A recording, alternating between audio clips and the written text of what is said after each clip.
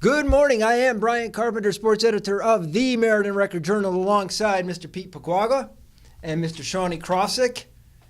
They were both busy this week, it being the opening week of the winter season. Girls basketball, wrestling, you guys were out every night. We had a lot of good stuff this week, including this evening, as we're coming to you live on Thursday evening, a buzzer beater over in Southington by Miss Allison Carr to lead the Blue Knights. Freshman. Yeah. Brianna Harris. Steal with 15 seconds to go. Then a steal. So let me get this right. Brianna Harris is one hit the three-pointer to tie. Yeah. And then they get a steal at the other end. Oh. And Allison Carr gets a game winner.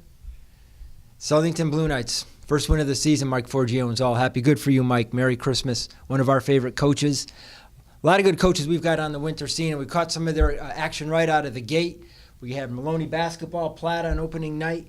Gentlemen, we got to both, courtesy of you, Peter. Shawnee, you were up at Maloney, correct? I was. Opening night. Big win for the Spartans, 47-41. Melanie Polanco was on her game as Pete captured a great play. She was lights out in the first quarter. Yeah. I mean, she was just playing unbelievable. Yeah, 19 points, 11 boards. She's on that quest for 1,000 points this year. And she came up big with 10 points in that fourth quarter out of the Spartans' 11.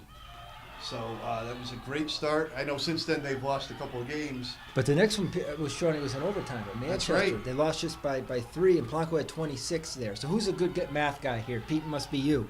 She had how many on opening 19. night? 19, and then 26, and I believe she had 8 tonight in the loss to Berlin. So I know how much that is. 53. 53 points for Melanie Polanco the first week of the season. Hey, the same night that Maloney was winning against Hartford Public over on the east side, Platt's on the west side, and they're defeating Bloomfield 44-22. Kind of a slow start for Platt, but then the Chapman sisters got going. Sisters were, once they got going in the second quarter, Madison Chapman hits these 2 back-to-back in transition, around the basket layups that kind of just, the Panthers just clicked and they just rolled afterwards. Like you said, slow start, but once the Chapman girls got going, they really, I don't want to say carried the Panthers, but they definitely got them going. And they did this. Season win. They did this, man. Boom. Platt, Boom. Opening win night over Bloomfield 44-22. Madison Chapman with 13 points. Julia Meisner had 11. And Martha Chapman had 5 steals to make the engine go. And then, Shawnee, the next night, Sheehan girls were at home. They opened against Weaver, and that was a heck of a game, correct? It was. Yeah, that one, 67-58 for the Titans. Nice start there for Mike Vasillo and the Titans. They were actually down 6 at the half, and it was nice to see Alexia Ocasio back out there healthy. Point guard leading the way for the Titans. She had a game-high 21 points for them, and they overcame, like I said, a halftime deficit. And they got Weaver into some big-time foul trouble, and they were hit their foul shots. It sounds like Ocasio was almost a one-girl wrecking machine when it came to getting Weaver in foul trouble. How many times did she go to the line? She went to the line 25 times. She made 16. Oh. Yeah.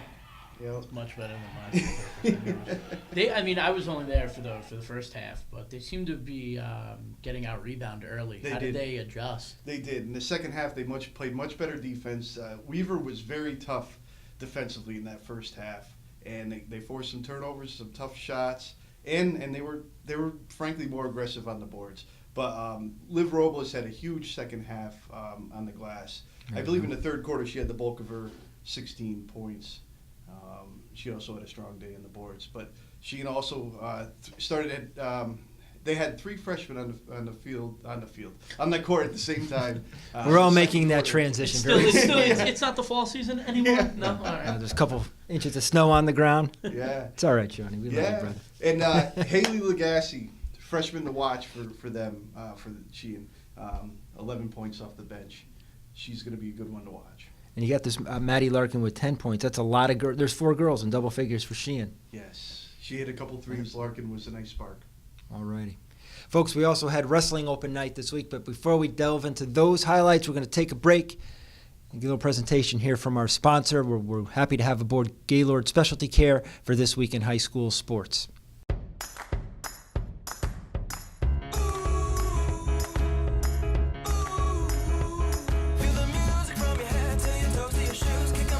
Take a deep breath and shake off the blues. This is a brand new day that you can pay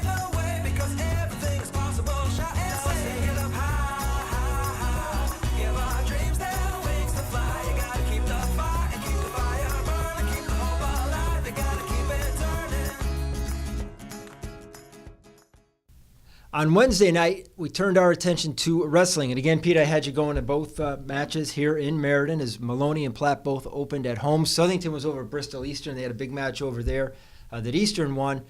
In town, both Meriden teams won. In the Maloney match, they were up against Hall. They were down 25-15, but they were hitting their the real sweet spot of their order, and they got 5 pins in a row. The Maloney Spartans did to pull that baby out 45-25. That's a good win for Coach Eric Bergeron and his boys on opening night. And Shawnee, you were over at Platt, and it was kind of an emotional night, at least to start. It was, yeah. They honored 2009 grad Ryan Smith, who tragically died over the summer. And his father, Dan, who was a former Platt wrestling coach, he was actually Coach Brian McCarty's coach, in the late 80s and early 90s, and he came out and he shook hands with the opposing wrestler. The father came out and shook hands before the match. It was a touching moment, and the team was pumped up. They were pumped up for that match for sure. So And won it quite handily, right? they did. Platt is packed, man. And there was even the old guard there. The kids from last year were in attendance, which was kind of cool. They were sitting on the bench cheering on the guys who are wrestling now. Nick Martone and the guys? Nick Martone and the gang.